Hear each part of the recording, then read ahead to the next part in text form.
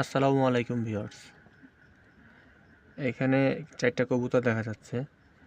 এর মধ্যে ডান পাশে একটা কবুতর দেখেন ঝিম দিয়ে বসে আছে, মাথা ফুলো, লেজুর ঝুলাই দিছে, ডানা নামাই দিছে। এইটা মূলত অনেকে মনে করবেন যে ঠান্ডা কাশির লক্ষণ। আসলে মোটা এরকমই না।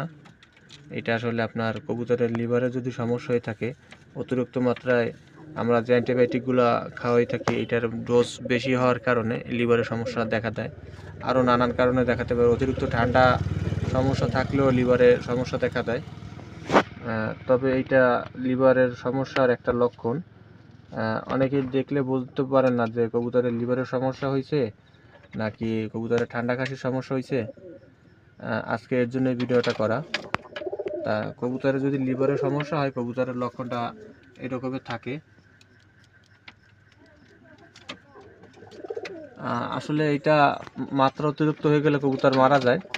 আর যদি কিছুটা কম থাকে তাহলে কবুতরের চিকিৎসা চালাইলে ইনশাল্লাহ কবুতর সুস্থ হয়।